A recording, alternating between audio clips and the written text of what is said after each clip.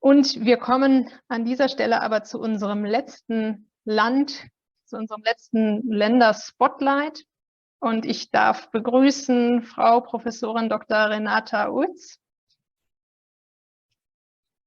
Sie sind an der Central European University in Wien und Frau Uitz unterrichtet seit 2001 vergleichendes Verfassungsrecht, ist seit 2009 Professorin für Rechtswissenschaften und seit Februar 2022 Co-Direktorin des Demokratieinstituts der Central European University in Wien.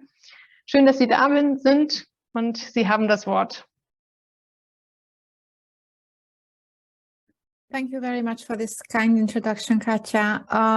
I will speak about Hungary, but many of the themes that I'm going to talk about are actually going to resonate very much with what you've heard from Tiago and the other contributions. The subtitle of the program is the Budapest Report on Persecuted Christians, and it's a very good starting point to talk about the state of affairs of religious freedom in Hungary, and in a climate of illiberal democracy. Because the Budapest Report on Persecuted Christians is a regular publication by one of the many offices of one of the most famous offices of the state, that is a secretariat seeking to combat the persecution of Christians worldwide. This is a program that was launched by the Hungarian government in 2017, and after presentations at the UN attracted quite the global prominence. Initially, it was launched in order to counter the bad PR that Hungary attracted in its response to the global migration crisis. However, it very quickly, when it became clear that it had attraction, especially in American Republican donor circles, it became slightly larger than its own self. And it fits into a broader intellectual agenda that you see in Hungary, because Hungary is not simply a proud illiberal democracy, but since 2018, it has been actually marketing itself as a proud illiberal Christian democracy. It was actually on occasion of a memorial for no one else than Helmut Kohl that Prime Minister Viktor Orbán chastised German Christian Democrats and set out an agenda for action for saving true Christian democracy. The elements of this political program combine and neatly interlink constitutional, political, and policy dimensions, which ultimately seek to bring not only constitutional change, but also culture change. So the way this works in practice is, of course, through constitutional amendments and sometimes controversial legislation. I argue that the invisible force or the resource for building illiberal Christian democracy is in narratives of Christian victimhood. These narratives of victimhood create both a pre- and a post-political belonging, a story of suffering, imaginary and real suffering, sometimes suffering which is very remote from wherever the political arguments are made.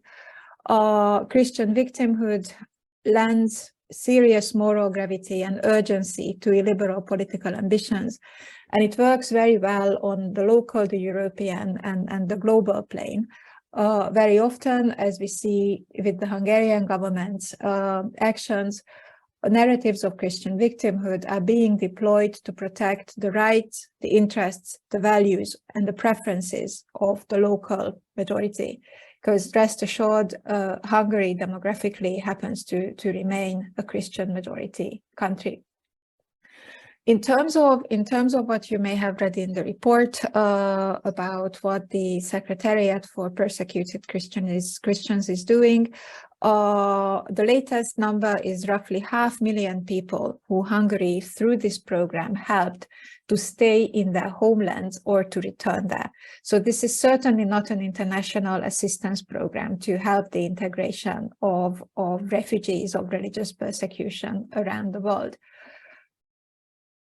And it's a perfect networking tool because the Hungarian government is using good occasions for organizing conferences on Christian persecution. In 2019, Prime Minister Orbán welcomed at the second international conference the Hungarian government 650 attendees from 40 countries to address a global crisis. And it turns out that this is also a perfect networking opportunity between the Hungarian government and also Orthodox churches, including the Russian government, on the top level of Prime Minister Orbán discussing the matter with President Putin one-to-one. Now, how these narratives of victimhood translate into political and constitutional practice?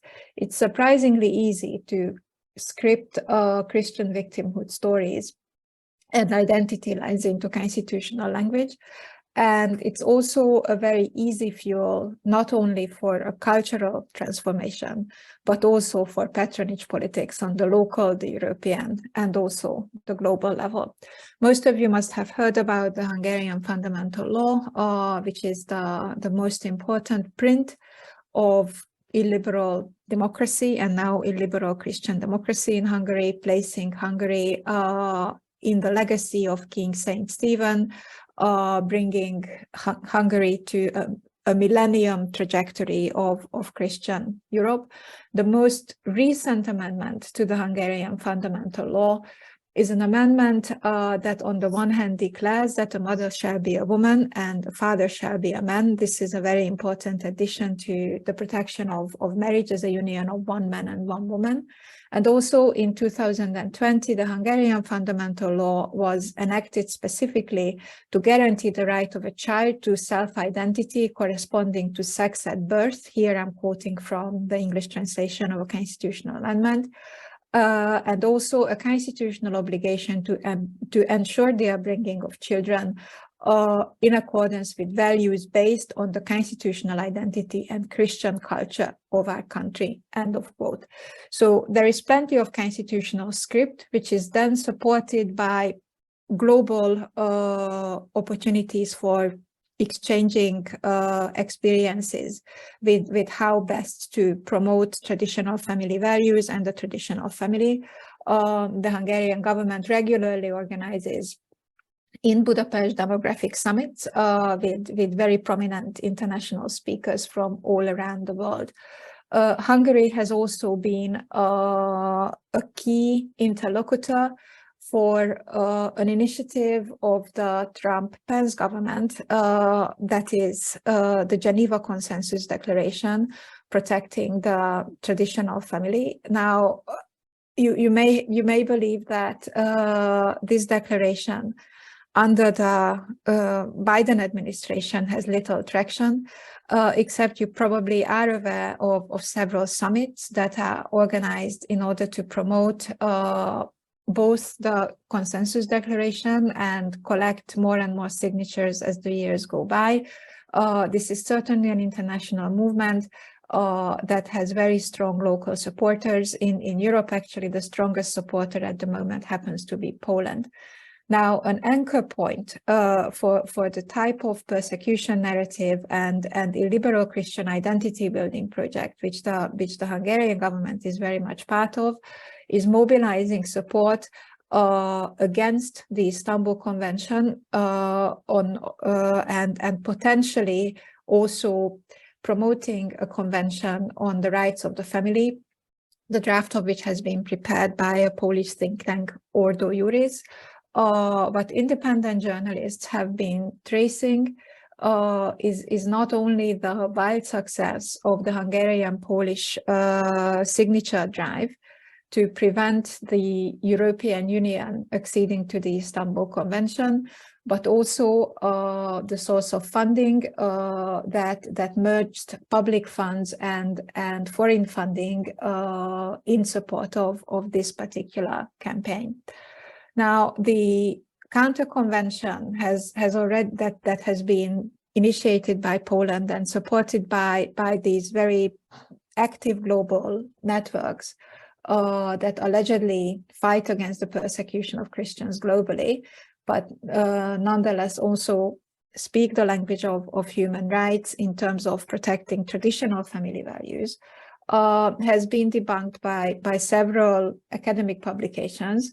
However, what I can see is very often this research that addresses the fakery of the convention, if you wish, happens to be either published in studies, in area studies journals, such as the recent special issue of Osztályról-Parecht, or by scholars who study the culture wars from an LGBTQI perspective.